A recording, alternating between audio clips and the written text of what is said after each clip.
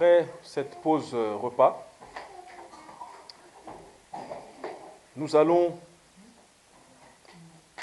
avoir notre deuxième enseignement qui sera présenté par notre coordinateur de la maisonnée, M. Emmanuel Mayolo, qui a pour thème « Parlons la parole de Dieu, la Pentecôte, quel impact aujourd'hui ?» Ainsi, pour le recevoir, je vais vous demander de vous lever et prendre vos chansonniers au chant numéro 51, toujours plus haut, chant numéro 51.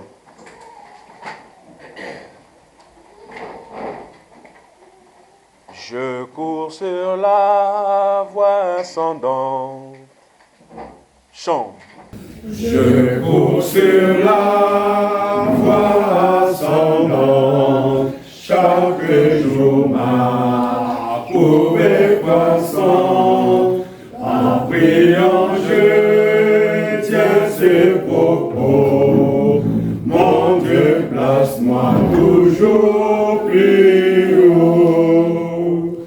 Élève-moi, fortifie-moi dans ta maison, comme je crois, pour atteindre des plans nouveaux. Mon Dieu, place-moi toujours plus haut.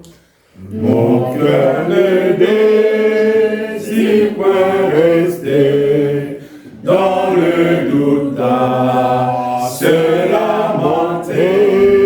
Si certains traînent leur fardeau, moi mon but c'est toujours plus haut. Élève-moi,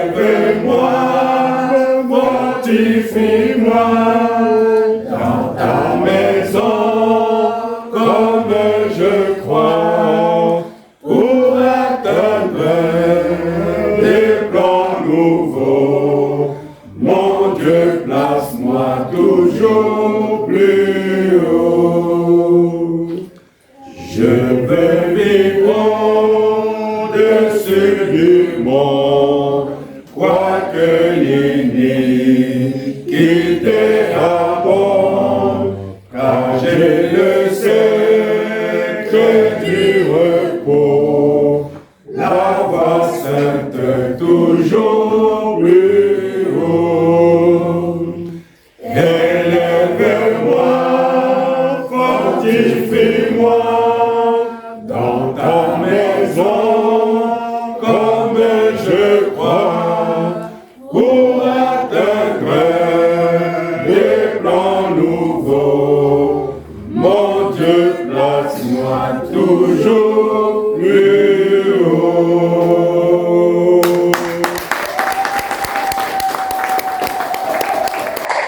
Merci beaucoup, veuillez vous asseoir, bien-aimés.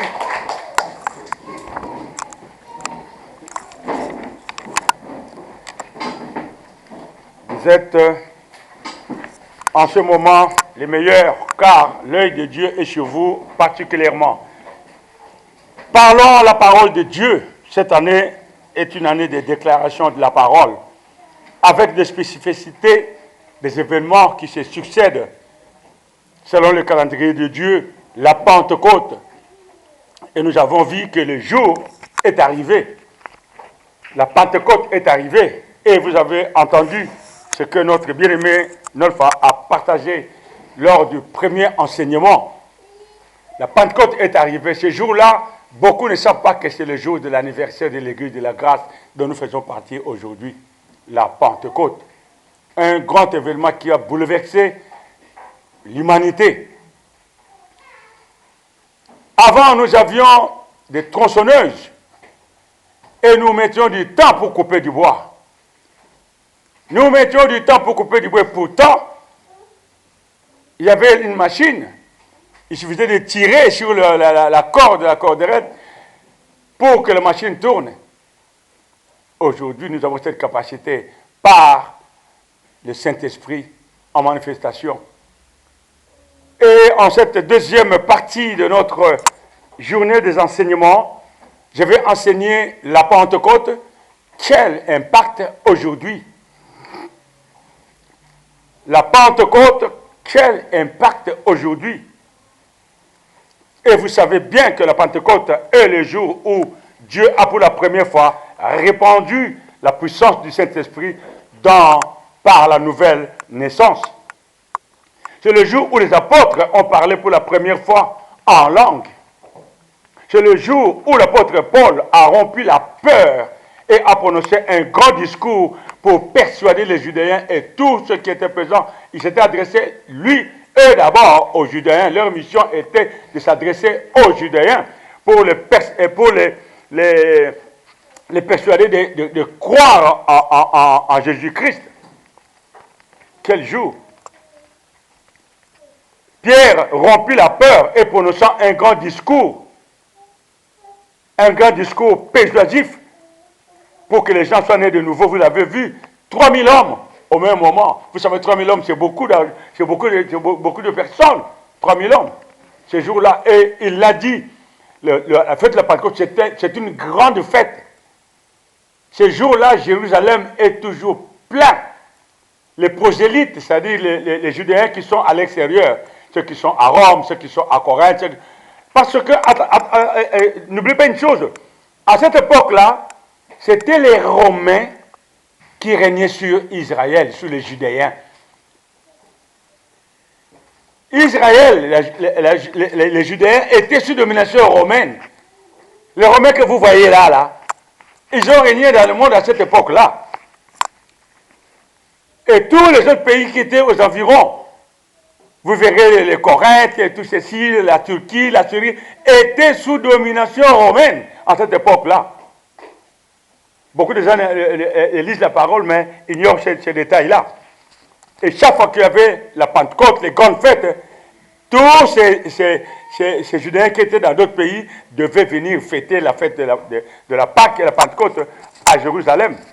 C'était vraiment une obligation pour eux. C'est pourquoi il a dit que Dieu n'a pas choisi cette date au hasard. Le mot hasard n'existe pas pour les affaires de Dieu.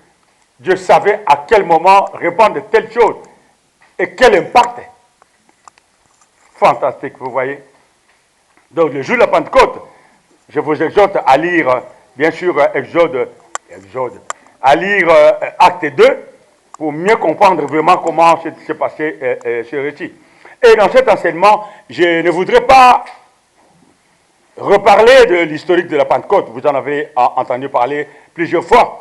Mais j'aimerais plutôt mettre un accent très particulier sur quel est l'impact que la Pentecôte a dans notre vie aujourd'hui. Il a relaté la Pentecôte comme une histoire, comme une vérité qui est arrivée. Et la question est après. Cette question, vous la posez à beaucoup de croyants chrétiens. La Pentecôte est après. Et après, ils vont vous dire, et après, c'est la Pentecôte. Vous voyez, nous, en tant qu'enfants de Dieu, dans cette école, dans cette grande école, du docteur Paul Victor Orwell, dans la parole d'autres m'a divisé, nous avons des réponses à toutes ces questions que nous voyons aujourd'hui. Quel impact peut avoir cet événement dans nos vies aujourd'hui?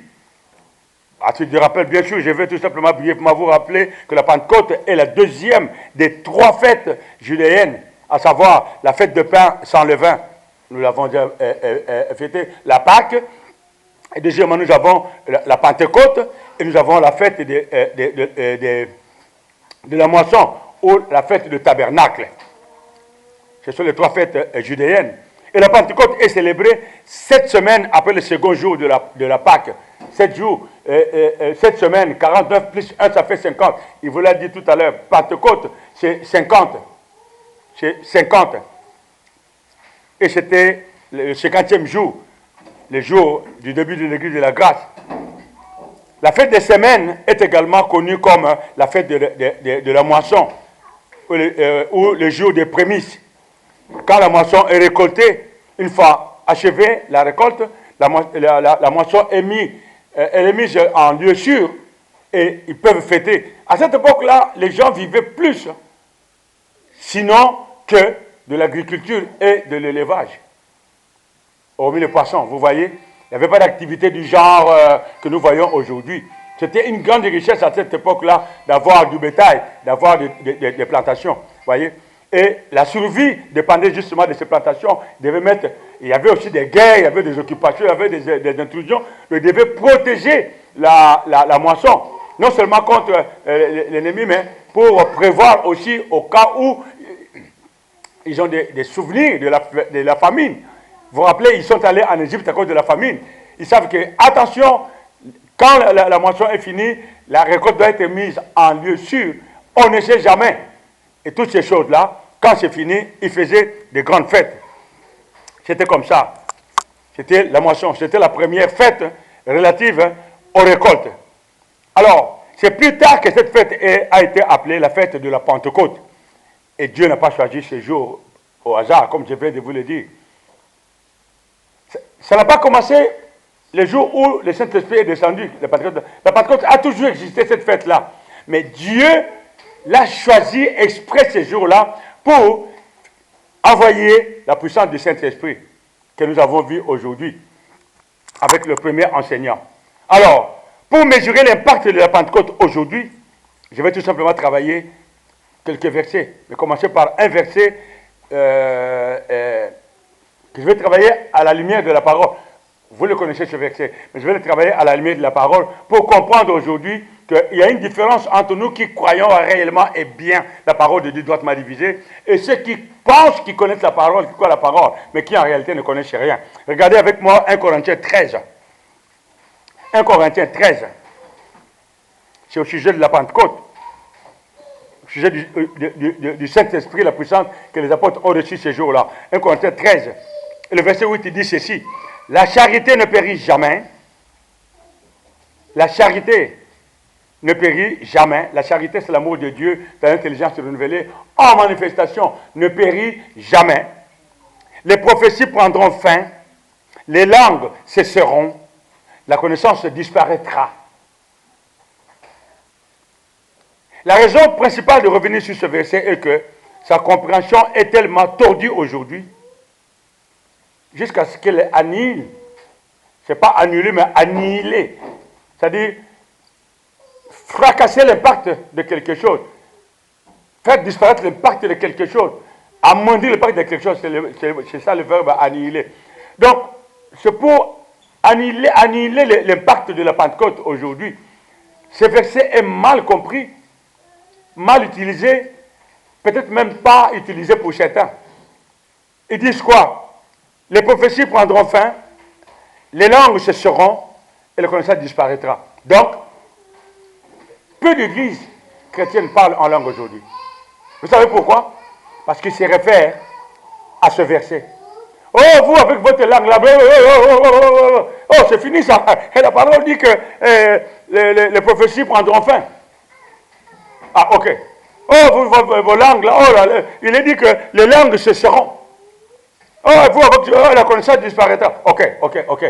Alors, nous leur demandons aujourd'hui, d'accord, si il est dit que les prophéties prendront fin, les langues cesseront et la connaissance disparaîtra. Vos prophéties que vous bombardez vos coins dans vos églises là tous les jours là, ça vient d'où? De parler en langue, ok, et c'est fini, et ça a cessé. Mais les prophéties que vous bombardez les croyants tous les jours là, où vous voyez que des sorciers, Dieu m'a montré. Le prophète parle, oh, il y a des titres même de prophètes dans ces églises-là. Prophète, et les prophéties. Mais vous dites que les langues cesseront, vous ne parlez pas en langue parce que les langues ont cessé. Mais, et ces prophéties-là n'ont pas cessé. C'est pour vous dire que ces prophéties-là viennent de l'adversaire. Tout simplement, puisque ils ont dit que ça a cessé. Donc, si le mot a cessé, ben, un usurpateur essaie de remplacer. Je n'ai pas à commenter là-dessus. Et vous pouvez aussi leur demander, mais si la connaissance a disparu, mais la connaissance avec laquelle vous enseignez la parole, elle vient d'où? Puisque vous avez dit que la connaissance disparaîtra. Si la connaissance disparaît, ça veut dire que les gens sont là comme des bêtes. Est-ce qu'il est écrit dans tel passage? Je ne sais pas, je ne connais pas. Parce que la connaissance a comment disparu, n'est-ce pas? C'est babouzer pour dire que ces gens-là ne connaissent pas la parole de Dieu. Et nous connaissons la parole de Dieu et nous savons que l'impact de la Pentecôte est effective aujourd'hui. Ce n'est pas de l'histoire, tout simplement, qu'il y a eu le Saint-Esprit qui est descendu, ils ont parlé en langue, les gens ont vu, les gens ont confessé Jésus-Christ, ils ont été baptisés du Saint-Esprit, 3000 hommes. Vous savez combien d'années est passé déjà? Combien d'années est passé depuis que le Pentecôte est arrivé? Monsieur? Combien? Un an. Depuis l'année passée, on a fêté le Pentecôte, ça fait un an. Alors, je parle de Pentecôte, le premier jour. La première effusion du Saint-Esprit, ça fait combien de temps passé? Ça fait 2023 ans. Ça fait 2023 ans que le Saint-Esprit est descendu. Parce que c'est le jour où l'église de la grâce de Dieu, l'église de Jésus-Christ, a commencé. Et ils ont commencé aussi à compter. Le calendrier a changé depuis ce jour-là. Ils ont commencé à compter maintenant les années, jusqu'à nous sommes aujourd'hui. C'était l'an 1. Mais avant Jésus-Christ, avant ce moment-là, il y avait déjà, ils comptaient les calendriers à reculons. Ils comptaient les calendriers. 600 ans avant Jésus, 100 ans avant Jésus. Et après, on a compté la première année, un an après Jésus, jusqu'à aujourd'hui, nous sommes à 2023 ans après Jésus. Donc ça fait longtemps que le Saint-Esprit est descendu. Mais les gens, qu'est-ce qu'ils en font? Oh, c'est de l'histoire ancienne. Et puis nous ne croyons pas trop à cette histoire-là du Saint-Esprit, là, il est descendu, ceci. Et puis, ils savent que le Saint-Esprit est descendu, qu'ils étaient dans la chambre haute. Rectification, ils n'étaient pas dans la chambre haute. Ils étaient dans le temple, parce que ces apôtres, ils étaient assidus. À l'époque, à cette époque-là, les Judéens, tu ne peux pas être ailleurs que dans le temple. Tu ne peux pas être ailleurs. C'était pas les croyants qui étaient sous la loi. On ne te voit pas 3 fois dans le temple, on signale, mais ce gars-là, il y a quelque chose qui ne va pas. Tu as des problèmes, vous savez. À cette époque, c'était la loi à cette époque-là. Et ça ne badinait pas du tout. La loi ne badinait pas à cette époque-là. Alors pour que 3000 hommes naissent de nouveau, et vous croyez qu'ils étaient dans la chambre haute? Pour qu'ils entendent ce bruit-là, c'était dans la chambre haute. Le docteur Paul Victor a fait un grand travail avec des grands hommes dans la recherche, comme les érudits Lamsa, des évêques Pilat. Ils ont beaucoup travaillé la parole. La parole a été narrée, mais la réalité de la parole, elle est là. La narration vous dit quelque chose, mais l'intelligence sociale, la connaissance, là pour vous dire que, attendez, ça ne peut pas se passer comme ça. La vérité, elle est là. Par rapport à ces moments-là, par rapport à la coutume, par rapport aux habitudes, nous savons que, clairement et proprement, qu'ils étaient dans le temple, quand cela est arrivé. Et quand les gens ont entendu ce vent, mais il se passe quelque chose. Ah, c'est dans le temple. Oh, ils sont venus, nombreux. Ils sont venus. Ils entendaient ce bruit, ils sont venus. Dès qu'ils sont arrivés, ils ont commencé à parler en langue. Ah! Mais ça, c'est Pierre. Mais n'est-il pas judéen? Mais comment nous entendons? Et ce que vous ne devez pas oublier, c'est que ce jour-là, à Jérusalem, il y avait toutes les nations. L'Europe était là, l'Asie était là, l'Afrique était là. L'Amérique, entre guillemets, n'est pas cité par rapport à la représentation, par rapport au mouvement de l'époque. Ils étaient là, tous étaient là. Les Africains étaient là, ils ont entendu, mais oh! Attends, mais... Oh! Mais ça, c'est Pierre qui était avec Jésus. Vous savez, c'était un grand jour. À les raconter comme ça, vous le prenez comme ça. C'était un grand jour. Pourquoi c'est un grand jour? Parce que Dieu savait que ce jour-là, c'est le début de tout. C'est le pinacle. C'est le sommet des promesses de Dieu. Cette puissance-là est descendue. Et d'autres qui ont cru ont eu cette puissance-là. Et vous dites que c'est fini, il n'y en a plus, il n'y en a plus. Eh bien, c'est Babouzer, tous ces gens-là, ils sont aveuglés. Ils sont perdus parce qu'il leur manque la connaissance. Regardez aujourd'hui quand nous sommes arrivés. L'église, rarement vous voyez les gens pleins à l'église. Est-ce que quand nous sommes dans nos réunions, vous voyez les gens à l'église ici? Jamais. Ils sont venus le matin, 2-3 personnes avec la cloche. Bang, bang, bang. Après, ils sont partis. Regardez la Pâque, l'église elle est pleine. Mais Alléluia. C'est bien pour eux. Demandez-leur, messieurs, c'est quoi aujourd'hui? Ah, monsieur, vous ne savez pas? Ah, mais c'est la Pentecôte. Mais c'est quoi la Pentecôte? Ben, c'est une fête chrétienne. Mais ça veut dire quoi, fête chrétienne? Ah, mais écoute, moi je sais que c'est la Pentecôte, et puis apparemment, on parle souvent du Saint-Esprit qui est descendu, mais bon, moi, je viens, je prie. Et mais alors, monsieur, mais ça vous fait quoi maintenant? Ça fait 2023 ans que c'est passé aujourd'hui. Ça te sert à quoi? Oh, juste le dimanche de la Pentecôte, bon, je sais que demain c'est férié, je ne suis pas stressé, je viens un peu, et puis voilà quoi. Si 10 personnes vous demanderaient, 9 vous répondront comme ça, parce qu'effectivement, ils ne connaissent pas. Mais vous êtes en face d'un croyant chrétien de la CVV Maisonnée de Dieu, vous lui demandez la Pentecôte, eh bien, vous lui donnerez la réponse adéquate que nous sommes en train de travailler aujourd'hui. Messieurs, la Pentecôte, c'est le jour où le Saint-Esprit est descendu, la puissance du Saint-Esprit, la puissance d'en haut, qui est en nous aujourd'hui. C'est vrai, mais elle est où cette puissance? Parlez en langue tous à ce moment-là. Mais vous faites quoi? Mais je parle en langue. Voilà les pactes de la Pentecôte aujourd'hui. C'est pratique, c'est pas quelque chose d'historique, c'est pratique. Même les enfants qui sont là, nous pensons que les enfants, ils peuvent parler en langue. Tels qu'ils sont là, ils peuvent parler en langue. Si nous attendons qu'ils atteignent un certain âge pour ne pas qu'ils tergiversent un peu sur les choses de Dieu, qu'ils avancent un tout petit peu en âge, qu'ils comprennent mieux. Mais ils peuvent parler en langue. Parce qu'ils ont cette puissance en eux. Vous voyez? Ils sont nés de nouveau. Déjà par leurs parents, ils sont sanctifiés, mais ils doivent déclarer d'eux-mêmes. Comme ils sont là, ils sont nés de nouveau, mais demain, ils peuvent changer d'avis. À un certain âge, 12 ans, 13, quand on leur demandera, est-ce que tu crois que Jésus-Christ est le Fils de Dieu? Oui. Est-ce que tu crois que Dieu l'a ressuscité des morts? Oui. Et tu le prends comme ton Seigneur? Oui. À ce moment-là, ils confirment qu'ils sont nés de nouveau. S'il dit non, il dit non. Hein? Là, il dépend encore de la croyance de leurs parents. Ce n'est pas la même chose. Donc aujourd'hui, c'est ce que nous sommes en train de voir. Vous voyez? Et vous pouvez vous rendre compte tout simplement que tous ces gens-là qui ne connaissent pas ce que c'est la Pentecôte, qui ne savent pas ce qu'est l'impact de la Pentecôte, c'est que de l'ignorance. Et nous ne sommes pas dans l'ignorance. Et la stricte vérité est que la charité, comme j'ai dit, qui est l'amour de Dieu dans l'intelligence renouvelée. Ça veut dire quoi l'amour de Dieu dans l'intelligence renouvelée? La charité, on parle dans la Bible, on parle de l'amour et de la charité. C'est des mots veulent dire l'amour. Mais quelle différence il y a entre l'amour et la charité? La différence c'est quoi? La charité, c'est l'amour de Dieu dans l'intelligence renouvelée en manifestation. Ça veut dire, j'aime Dieu,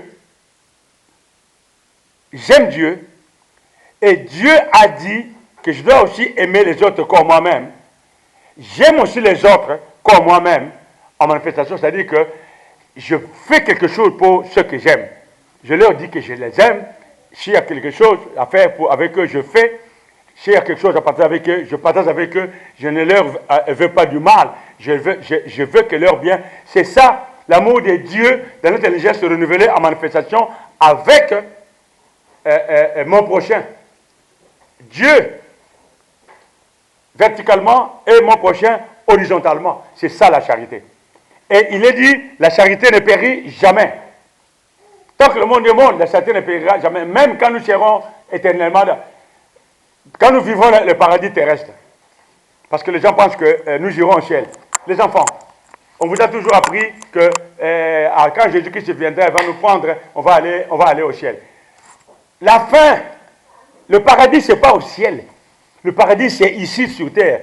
Il est fermé, il est quelque part. Sûrement en Afrique. L'Afrique centrale, par là. C'est prouvé scientifiquement. Hein. Je ne mens pas. Hein. Le paradis est fermé aujourd'hui. Quand tout sera fini, nous allons vivre la vie éternelle au paradis. Ce sera que de la joie, que de l'amour, que tout ce que vous voulez de bien. Il a dit quelque chose ici, que Dieu a rétabli la confiance de l'homme. Il a perdu une partie, il a perdu l'esprit. Il est devenu homme de corps et d'âme, mais il a perdu l'esprit. Et Dieu a ramené cet esprit. Il a dit qu'il voulait manger une orange. Il avait qu'à faire ça, l'orange descendait. Il ne parlait pas. L'orange, toi déjà, l'orange, c'est une nature qui n'a pas d'oreille, mais figurativement, on peut dire que l'orange, il prend. Les lions, c'était comme les gens ont des chats à la maison aujourd'hui. Ils pouvaient avoir les lions avec eux. Mais je me suis posé la question pendant qu'il était en train d'enseigner. Ah, mais Dieu a rétabli, mais pourquoi je ne peux pas vivre avec les lions aujourd'hui? Tu vois les lions là, lion là, viens ici. Il va te bouffer, mon gars. Il va te bouffer, mon gars. Mais pourquoi? Alors que nous avons déjà les trois parties. Ce n'est pas un mystère. C'est pour vous dire que certaines choses, Dieu les a rétablies. Certaines choses, ils sont rétablis. Mais par nous, qui avons encore ces côtés humains, ces côtés négatifs, eh bien, ça continue. Les lions savent jusqu'à aujourd'hui que l'homme est méchant. Ils savent. Alors qu'avant, vous pouvez dire, non, il vient. Pourquoi il vient? Parce qu'ils savent que l'homme n'est pas encore atteint le parfait. La Bible dit, tel qu'il est, tel que nous serons. Nous avons les trois parties aujourd'hui, mais nous n'avons pas encore revêtu le nouveau corps qui nous permettra à cette époque-là de vivre avec les animaux, les lions, les animaux sauvages. Ce moment-là n'est pas encore arrivé. Nuance, n'oubliez pas. Nous avançons, ce n'est pas le sujet du jour. Aujourd'hui, nous sommes dans quel impact aujourd'hui? Alors, comme je vous ai dit que la charité ne périt jamais, les langues cesseront, la connaissance disparaîtra quand Jésus-Christ reviendra. Tant que Christ n'est pas encore revenu, nous parlerons en langue. La connaissance, elle est toujours là pour nous permettre d'avoir de nouvelles connaissances. La Bible, elle est écrite. Nous n'écrivons pas une nouvelle Bible. Mais il y a toujours une nouvelle lumière dans ce que nous connaissons. Le rôle des apôtres, c'est ça. Les apôtres, amen. Ce ne sont pas les titres honorifiques comme les gens sont en train de prendre aujourd'hui.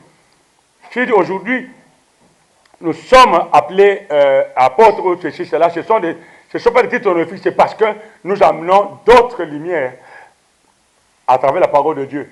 Comme cette période, quand Larry était venu en France, il avait voulu à tout prix que j'aille aux États-Unis. Il a dit, Emmanuel, tu dois venir aux États-Unis, nous voulons te reconnaître. Moi, j'ai dit, Monsieur Larry, ça n'a pas d'importance. Dieu reconnaît mon ministère, je suis là, ça me suffit. Parce que si je vais aux États-Unis, tout le monde sait qu'Emmanuel est parti aux États-Unis, les Larry, les Wayne Clapp, toute cette équipe-là, ils allaient m'introniser, reconnaître mon ministère, nanana. Mais si je perdais le pédale, quand je revenais ici, les gens allaient se mettre à genoux. Les gens allaient se mettre à genoux pour dire que qu'est-ce que j'en ai à foutre? Les titres, on n'en a pas besoin, vous voyez.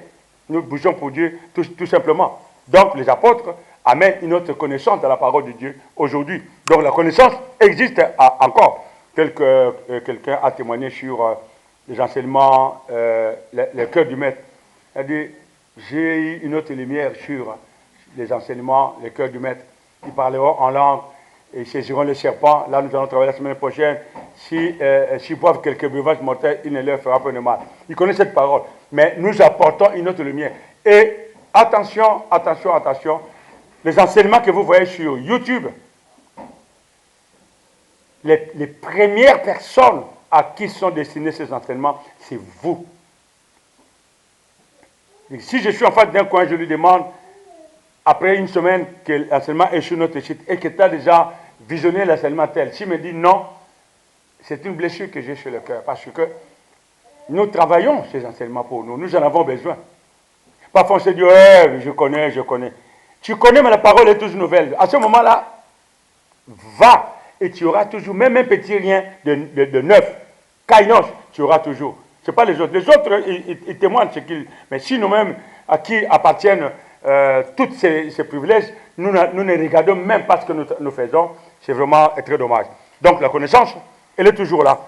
Et elle est toujours nouvelle. Alors, à l'instar des apôtres, le jour de la Pentecôte, eux qui se cachaient par la peur d'être lapidés, ou par la peur de subir les mêmes sorts que Jésus-Christ a subi, ils avaient peur, ils se cachaient. Quand Jésus s'est fait martyriser, on a vu Paul, Pierre. On a demandé à Pierre, mais toi tu étais avec Jésus. Pierre a dit quoi? Vous vous rappelez de ça, n'est-ce pas? Quand Quand on a tué, quand on a crucifié Jésus, et puis, quelqu'un a vu Pierre. Mais, et toi, tu étais avec lui. Parce que s'il avait dit oui, vous comprenez? Tous, ils étaient, même quand ils étaient en train de prier, ils faisaient tout semblant. Non, moi je ne connais pas. Ils vont dans le temple incognito, comme si. Mais quand la puissance de Dieu est arrivée, ils ont bravé cette peur-là. Ils ont bravé la peur et les esprits diaboliques de masse. Les esprits diaboliques de masse, je vais vous dire quelque chose aujourd'hui. Par rapport à la Pentecôte et quel impact aujourd'hui. Les esprits de masse, que vous entendez, les esprits de masse, ce sont les esprits qui s'accaparent d'un groupe de gens. Le but, c'est de faire mal. C'est de tuer, c'est de casser. Quand ces esprits-là s'accaparent d'une masse de gens, ces esprits-là ne rentrent que s'il y a mort d'homme. Quand ils se sont accaparés des esprits des Judiens à cette époque-là, tuez-le, tuez-le. Même les représentants de l'autorité de l'empereur romain à cette époque-là, il a cédé. Entre Barabbas et lui, qu'est-ce que vous voulez? Libérez-nous Barabbas, c'est rien. Lui là, tuez-le. Il a cédé parce que s'il ne l'a pas fait, lui aussi pouvait se faire lapider, vous savez. Ces esprits de masse, ce sont des esprits très puissants. Quand ils sont capables d'un groupe de gens, le but, avant qu'ils s'assoupissent, il faut que ça tue. Vous n'avez qu'à voir aujourd'hui, pendant les manifestations, les casseurs. Est-ce que vous les avez vus avoir peur de police? De la police ou les policiers sont armés. Il y en a même qui étaient prêts à sortir. Lui, il vient. Ce sont des esprits très, très, très, très dangereux. Le but, c'est de tuer. Et vous qui êtes là aujourd'hui, nous avons la puissance du Saint-Esprit. Mais un jour, vous marchez, qu'il y a un groupe de gens qui est en train de casser, ils cassent tout ce qui bouge. Ne dites pas, moi je suis enfant de Dieu, moi je suis enfant de Dieu.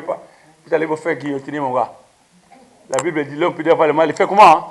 Il se cache. Il dit, il a qu'à choisir les acolytes et les esprits diaboliques, c'est leur terrain. Moi, j'ai rien à faire. Ils sont là. Attends, il y a 3 chemins. Je viens par ici. Je passe chez moi tranquille. Qu'est-ce que j'ai à foutre? Allez. Ce sont des esprits très, très dangereux. Mais ce jour-là, les apôtres ont bravé ces esprits-là. Ils ont bravé ces esprits-là. Ils ont parlé en langue. Et quand ils ont parlé en langue, cette puissance-là s'est mise en exergue. Pierre a pris la parole. Il pouvait se faire lapider. Ah bon, tu parles encore de Jésus. Donc, celui-là qu'on a crucifié, ça ne suffit pas. Tu vois encore. Et il a pris la parole. Il a dit, vous, Judéens, et il les a accusés, doigt dessus. C'est Jésus que vous avez crucifié. Et puis, j'aimerais bien être à la place de Pierre, ce jour-là, parce que j'aime bien des choses comme ça. C'est Jésus que vous avez crucifié. Vous l'avez vu ressusciter et monter au ciel. Et aujourd'hui, non. Lisez Acte 2 pour comprendre les paroles de Pierre. Percutantes. Cette puissance a été mise en exergue. Ils ont parlé en langue. Et d'autres personnes, 3000, ont cru ces jours-là. Fantastique, fantastique, fantastique. Alors, aujourd'hui, je vais travailler que 3 avantages ou 3 profits de parler en langue. Et quel est leur impact dans la vie des croyants aujourd'hui? Le but, c'est ça. Aujourd'hui, l'histoire, Pierre, ça fait 2023 ans, il est parti. Et nous, aujourd'hui, ça nous sert à quoi la Pentecôte? Ça nous sert aujourd'hui. Quel impact? C'est ce que je suis en train de travailler aujourd'hui. Allez avec moi dans Romains 8. C'est le premier bénéfice que nous tirons de parler en langue aujourd'hui. Quand vous parlez en langue, vous priez parfaitement. Le parler en langue, c'est une prière parfaite. Ça, c'est un avantage que beaucoup de gens, ils savent pas. Pourquoi vous voyez, quand vous allez dans certaines églises, quand l'heure de la prière arrive, vous devez faire ça. Comme j'ai fait aux États-Unis une fois, j'avais mis les cotons dans mes oreilles. Comme il est dit dans Matthieu 6, le verset 7, qu'en priant, ne multipliez pas de vaines paroles, comme les païens, qui s'imaginent qu'à force de paroles, ils seront exaucés. Vous savez qu'avoir ça aujourd'hui dans les églises qui ne savent pas que le parler en langue c'est une prière parfaite, quand ils commencent à prier, personne n'entend personne. Du bruit, mais grave. Des fois, ils n'ont plus rien à dire. Ils commencent à pleurer. Quand vous voyez les gens qui prient comme ça et ils commencent à pleurer, dites-vous que il n'a plus rien à demander à Dieu. Il commence à pleurer maintenant. Mais prie. Ce n'est pas l'heure de pleurer, c'est l'heure de prier. Parce qu'ils ne parlent pas en langue. Cette prière est parfaite. Et quand vous parlez en langue, c'est une prière parfaite. Regardez ce qu'il est dit dans Romains 8. Il est dit ceci au verset 26. De même aussi l'Esprit nous aide dans notre faiblesse. Car nous ne savons pas ce qu'il nous convient de demander dans nos prières. Mais l'Esprit lui-même intercède par des soupirs inexprimables. C'est le parler en langue. L'Esprit lui-même intercède par des soupirs inexprimables. Le verset 27. Et c'est lui qui sonde les cœurs, connaît quelle est la pensée de l'Esprit. Parce que c'est selon Dieu qu'il intercède en faveur des saints. Vous voyez, vous parlez en langue. Nous parlons en langue aujourd'hui parce que le Saint-Esprit est descendu le jour de la Pentecôte. Donc nous avons aujourd'hui cette capacité de parler en langue. C'est un bénéfice que nous avons à partir du jour de la Pentecôte. C'est l'impact que nous avons aujourd'hui. Nous parlons en langue. Un croyant qui ne parle pas beaucoup en langue est débranché. Votre téléphone, vous verrez toujours sur les aiguilles de votre téléphone. Et il n'y a que 3 barres. Il y a une seule barre. Vous courez vite, allez charger. Faites la même chose avec le parler en langue. Quand vous vous sentez, branchez-vous sur la puissance d'en haut. C'est le parler en langue, où que vous soyez. La Bible dit, priez sans cesse. C'est l'un des versets les plus courts de la Bible, sinon l'avant-dernier verset le plus court de la Bible. Priez sans cesse. Et pour mieux prier sans cesse, sans égoïsme, c'est le parler en langue. Donc ça, c'est le premier bénéfice que nous avons aujourd'hui à parler en langue. Que nous tirons aujourd'hui de la Pentecôte. Nous pouvons parler en langue à tout moment. Et c'est un avantage. Regardez Ephésiens 3. Le verset, ça c'est le deuxième avantage que nous tirons de parler en langue. De la Pentecôte, le Saint-Esprit qui est descendu. Ephésiens 3, le verset 7 dit ceci. Afin qu'il vous donne, c'est la richesse de sa gloire, d'être puissamment fortifié par son esprit dans l'homme intérieur. Comment pouvez-vous être puissamment fortifié par son esprit dans l'homme intérieur? C'est dans le parler en langue. Vous voyez, à tout moment, vous êtes branché. C'est la haute tension. Et nous avons un lien direct avec Dieu, par l'Esprit, dans la puissance du Saint-Esprit, dans le parler en langue. Nous parlons en langue. Et quand nous parlons en langue, nous sommes puissamment fortifiés. Vous vous sentez faible, vous avez des difficultés, vous avez des défis, des challenges, et ainsi de suite. Ne vous cassez pas la tête. Parlez tout simplement en langue. Non seulement vous vous fortifiez, mais en même temps, l'Esprit intercède pour vous. Vos besoins, parfois, nous disons, Dieu connaît nos besoins. Dieu connaît de quoi nous avons besoin. Nous parlons seulement en langue, c'est un avantage. Et si Dieu l'a voulu, que le Saint-Esprit descende, parce que, Jésus-Christ ne serait plus à un endroit à la fois. Avant de monter au ciel, il était à un endroit à la fois. Vous avez lu les enseignements sur la résurrection et l'ascension. Il est parti, il est monté, il intercède pour nous. C'est par l'Esprit, le Saint-Esprit que nous avons en nous, dans le parler en langue, que l'Esprit intercède pour nous. Si nous ne parlons pas en langue, l'Esprit n'intercédera pas. Ce sont nos intelligences qui vont parler, qui vont demander. Et nous sommes toujours égoïstes quand nous demandons. Nous ne savons même pas, nous sommes en communion rompue, nous ne commençons même pas par demander pardon à Dieu. Nous demandons à Dieu, nous condamnons Dieu, pourquoi je ne reçois pas, pourquoi je suis là, pourquoi il y a des maladies, pourquoi il y a des deuils, nous commençons à condamner Dieu. Quand ça dépasse comme ça des situations telles que ça vous dépasse, les problèmes, ceci, cela, parlez tout simplement en langue, laissez l'Esprit intercéder pour vous. Ça, c'est disponible à partir de la Pentecôte. C'est ça l'avantage que nous avons aujourd'hui. Souvent, je commence à prier en intelligence, je me sens essoufflé tout de suite. C'est-à-dire que je dis, qu'est-ce que je peux dire encore à Dieu? qui ne connaissent. Et toutes les s'arrêtent. J'ai dit, quand je parlais en langue, j'ai dit que l'Esprit intercède pour moi. Voilà l'avantage que nous avons. C'est vraiment merveilleux. Ceci est possible, tout simplement, pour nous fortifier dans l'homme intérieur, c'est que d'aller parler en langue. Et l'apôtre Paul, dans 1 Corinthiens 14, verset 18, a dit ceci. Je lis pour vous. Je rends grâce à Dieu de ce que je parle en langue, plus que vous tous. Aujourd'hui, on peut le traiter d'orgueilleux, de prétentieux, de vantard. Il a dit à tous ces gens-là que je rends grâce à Dieu parce que je parle en langue plus que vous tous. Plus que les apôtres, Pierre, plus que tous, pourquoi il a dit? Parce que réellement, il parlait en langue plus que. C'est pourquoi vous avez vu ce que l'apôtre Paul a fait. C'est lui qui a reçu la grande révélation que nous recevons la parole aujourd'hui, nous les païens. C'est par lui. Il était tellement branché qu'il a fait de grandes choses, l'apôtre Paul. Vous voyez, dans le parler en langue. Ce n'était pas de l'orgueil. Je parle en langue plus que vous tous. Vous devez beaucoup parler en langue pour être fort. Je vais y arriver. Donc aujourd'hui, les Coréens se donnent toutes les raisons de justifier leur manque de prière. Les Coréens ne prient pas beaucoup. Trop occupés. Trop de stress par rapport au train de vie. Le matin, le travail, je rentre, je dois faire ceci, nanana. Eh, Dieu, tu connais. Eh. Oui, mais Dieu n'a pas dit qu'il ne connaît pas, il connaît. Mais n'envoie pas balader Dieu. Dis quand même, Père, merci, et puis commence à parler en langue. Tu fais ce que tu as fait, parle tout simplement en langue. L'Esprit intercède pour toi. Ne laissez pas le stress gagner votre vie. Le message que j'ai envoyé dans toute la maisonnée, ne parlons plus trop de ce nom-là.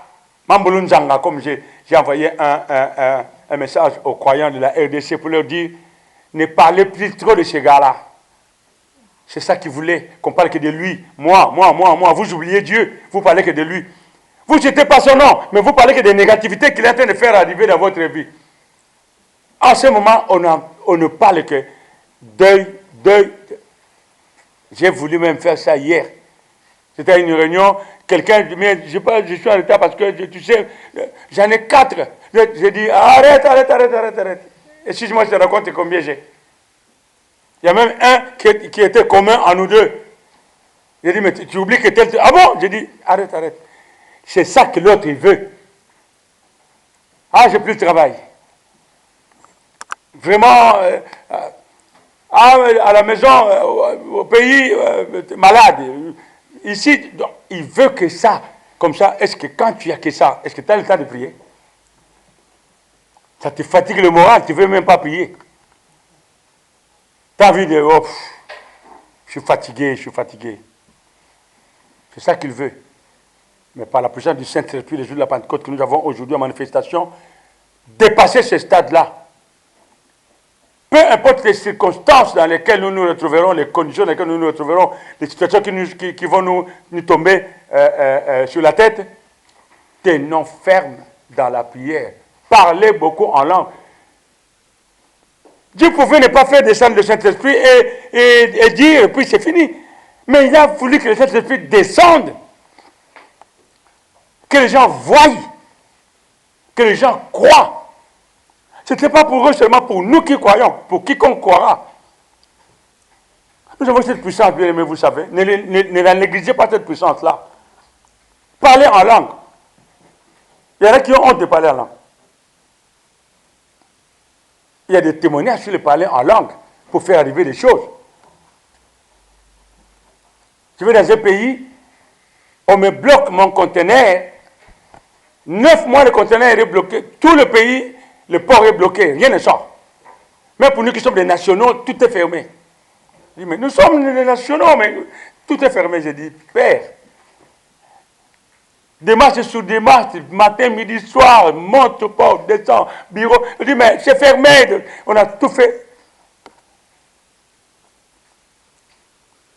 Et un document qui devait être nécessaire pour... Mais combien, les documents qui fait 3 mois, 4 mois pour l'avoir. Maintenant, comment en un jour, 2 jours, tu peux avoir tes documents? Moi, j'ai dit, si la parole de Dieu est menteuse, si Dieu est menteur, que ça dure.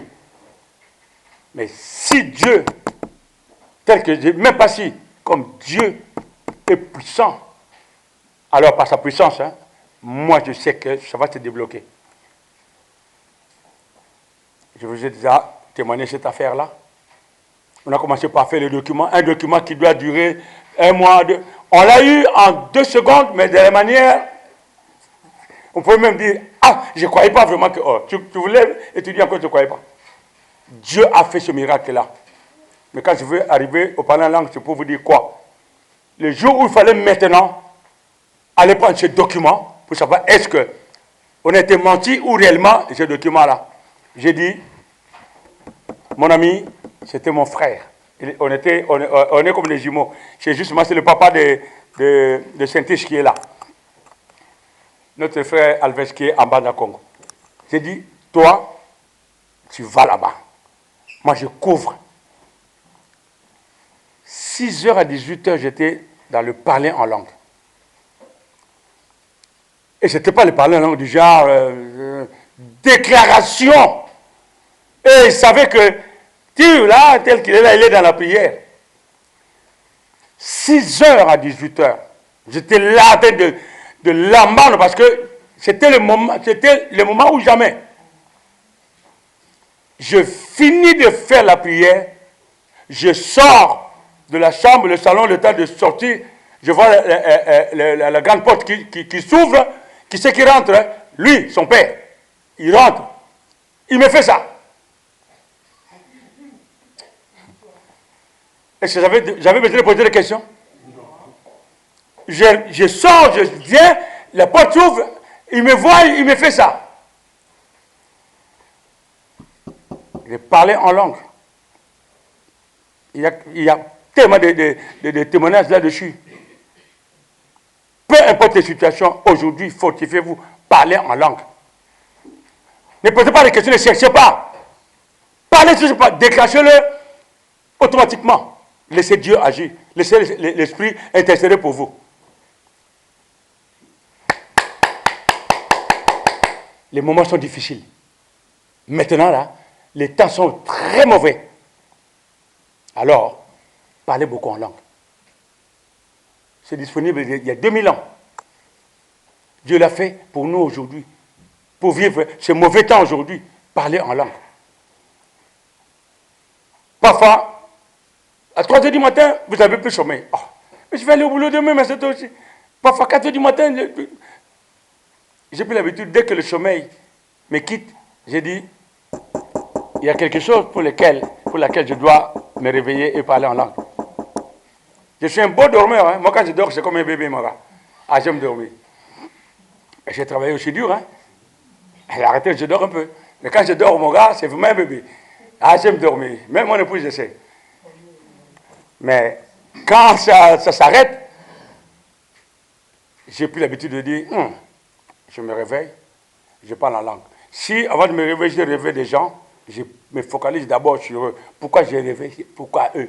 Père, s'il y a quoi que ce soit, au nom de Jésus-Christ, par ma croyance, délivre-les, garde-les, donne-leur la bonne santé d'abord. Et je commence à parler en langue. Après, si c'est trop tôt, si je peux revenir encore dormir un peu, je peux. Sinon, je me réveille. Faites cela. Faites-le. Aujourd'hui, toutes les raisons-là, balayez-les. La Bible dit dans 1 Thessaloniciens 5, le verset 17, priez sans cesse. 1 Thessaloniciens 5, verset 17, priez sans cesse. Qui dit sans cesse? Ça veut dire sans cesse. Ça ne veut pas dire du matin au soir jusqu'à... Non. Mais ça veut dire régulièrement, sans cesse, priez sans cesse. C'est très important, j'insiste là-dessus. La Pentecôte, de parler en langue. Priez beaucoup, les temps sont mauvais. Priez beaucoup, bien-aimés. Et enfin, le troisième profit non négligeable de parler en langue, c'est le parler en langue produit les fruits de l'esprit. Ça, c'est le top de cette deuxième partie de l'enseignement sur la Pentecôte. Le parler en langue produit les fruits de l'esprit. Allez dans Galates 5. Le verset 22, il est dit ceci. Galates 5, verset 22, il est dit ceci. Mais les fruits de l'esprit, c'est l'amour, la joie, la paix, la patience, la bonté, la bénignité, la fidélité, la douceur et la tempérance. Vous devez mémoriser cela. Si vous ne parlez pas beaucoup en langue, vous ne produisez pas de fruits de l'esprit, mon gars. C'est ce qui différencie les croyants aujourd'hui. Montrez-moi quelqu'un qui ne parle pas beaucoup en langue. Moi, je vous montrerai quelqu'un qui ne produira jamais les fruits de l'esprit. Quand tu parles en langue, est-ce que tu as le temps d'injurier quelqu'un? Quand tu parles en langue, quand tu es chez toi, tu as le but, quand tu parles en langue, est-ce que tu as le temps de maudire quelqu'un? Ou de dire du mal de quelqu'un? Avez-vous déjà vu quelqu'un, il parle en langue, et en même temps, il est en train de voler au magasin? Ça m'étonne, hein? Il va dire, je vais parler en langue pour que je sois invisible, n'est-ce pas? Il dit, je vais parler en langue comme ça, je suis invisible. Il commence à parler en langue, il commence à voler. Il va se retrouver à Réeux ici, là. Plutôt des Réeux ici. Quelqu'un qui ne parle pas en langue ne produira jamais beaucoup de fruits de l'esprit. Mais celui qui parle beaucoup en langue produit beaucoup de fruits de l'esprit. C'est la nuance, c'est clair. Alors, aujourd'hui, vous avez entendu la Pentecôte, le Saint-Esprit, l'impact de ce jour-là. Et cet impact-là, nous l'avons aujourd'hui en manifestation. Le Saint-Esprit ne doit pas être gardé dans la poche, ne doit pas être laissé à la maison, ne doit pas être laissé comme de l'histoire. Le Saint-Esprit doit être manifeste dans notre vie. Nous devons beaucoup parler en langue, croire la parole de Dieu. C'est la puissance d'en haut. Quand vous avez entendu que vous recevez la puissance d'en haut, c'est vraiment la puissance d'en haut. C'est vraiment la puissance d'en haut. Vous ne savez pas comment les esprits diaboliques vous voient, ils vous tremblent. Ces esprits de masse-là, vous ne voyez pas. Ils tremblent quand ils nous voient, nous croyants. Si Dieu nous montrait certaines choses dans notre vie, nous allons avoir peur. Nous allons craindre Dieu. Non pas la crainte du respect, mais la crainte de vraiment avoir peur. C'est pourquoi certaines choses que Dieu fait en nous, cette protection, nous ne les voyons pas. Nous sommes là, nous prions, nous allons au travail, nous rentrons, ainsi de suite. Combien n'ont pas de problèmes? Le matin, le soir, les familles, les accidents, les ceci, cela. Dieu nous préserve. Même si nous sommes touchés par un moment dans certaines choses, nous croyons Dieu que la puissance de cet esprit est en nous. Fortifions-nous dans le parler en langue. Prions. Priez beaucoup. Et plus vous priez, plus vous produisez les fruits de l'esprit. Quelqu'un qui prie beaucoup marque la différence. Quelqu'un qui parle beaucoup, qui prie beaucoup dans sa vie, vous voyez la différence.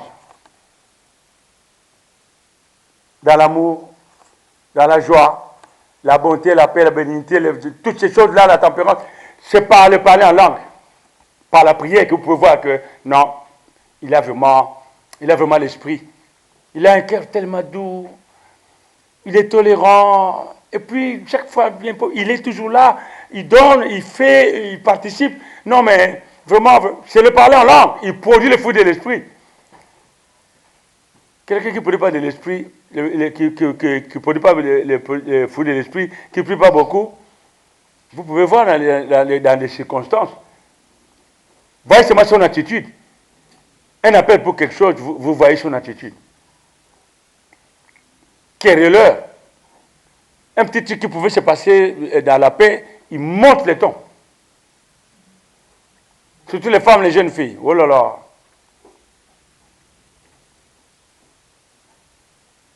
Nous, en tant qu'enfants de Dieu, nous devons éviter cela. Nous devons produire les fruits de l'esprit. Le monde n'attend que ça pour voir, pour venir. Cette salle-là, en 2 secondes, nous allons enlever les chaises. Nous sommes encore là-haut. Ces chaises-là doivent sauter. Pour que ces chaises-là sautent, ça dépend de nous. C'est Dieu qui fait arriver les choses, que les gens viennent. C'est à travers nous. Les 3000 hommes, c'était à travers les apôtres qu'ils ont entendu, qu'ils ont cru, et ils sont venus. Nous aussi, ils entendront, ils vont croire, et ils vont venir. Voilà, bien-aimés, l'impact que nous devons garder de la Pentecôte. Aujourd'hui, le parler en langue, prier sans cesse, marcher de la tête haute, les épaules effacées, droit. Ne vous laissez pas prendre au piège du stress de la vie aujourd'hui. Ne vous laissez pas prendre au piège des décès, des morts aujourd'hui. Ne vous laissez pas prendre au piège de la crise économique, de la vie chère, machin. Ne vous laissez pas prendre au piège. Parlez en langue, priez, faites ce que Dieu vous dit de faire. Et Dieu fera le reste. Père, je te loue, je te rends grâce pour ton amour infini. Merci pour cette parole de vérité que tu viens encore de rappeler à tes enfants. Ce grand jour de la Pentecôte où tes apôtres ont bravé la peur et ont déclaré la grande vérité que Jésus-Christ qui a été crucifié, il est temps que le monde croit en lui pour le salut. Et aujourd'hui, cet impact, Papa Céleste, est manifesté dans notre vie, car nous parlons en langue. Que tes enfants le reconsidèrent, qu'ils parlent beaucoup en langue, qu'ils prient beaucoup, car les temps sont mauvais. Et je sais que Papa Céleste, c'est toi qui es notre protecteur, qui es notre suffisance, qui es notre refuge. Comme le psaume 91 le dit, aucun malheur ne nous arrivera et aucun fléau ne s'approchera de notre tente, car tu veilles sur nous. Merci, Papa Céleste, pour les cœurs de chacun de nous qui a reçu cet enseignement. Merci pour les retours de chacun et cette bonne semaine que nous laissons entre tes mains, Saint Papa, nous et nos familles au loin. Merci pour la RDC, Papa Céleste, pour le miracle que tu as accompli, pour notre bien-aimé qui a failli avoir un sérieux problème ou carrément perdre la vie. Mais le miracle est arrivé, Papa Céleste. Aujourd'hui, il est en bonne santé. Et merci pour chaque personne qui a participé spirituellement, matériellement, financièrement, pour que cette guérison soit prompte physiquement, Papa Céleste. Merci à chacun tu rendras selon son cœur. Merci pour l'Angola également, Papa Céleste, où tes enfants sont là en train de travailler. Ce que tu appelleras demain, Papa Céleste, c'est ton affaire. Nous parlons la parole. Béni sois-tu, Père, pour ceux qui n'étaient pas là aujourd'hui, qui croient en ta parole, qui font partie de cette maisonnée. Que tu bénis, que tu protèges. Ceux qui sont là, Papa Céleste, et toutes les bénédictions que tu déverses, éloigne de tes enfants tout ce stress qui leur fait oublier que toi, tu es un Dieu puissant. Donne-leur, Père, la paix, cette paix éternelle que rien ne peut troubler, afin qu'ils aient confiance en ta parole. Tout ceci, nous te levons au nom puissant de notre Seigneur de gloire Jésus-Christ. Nous te disons Amen.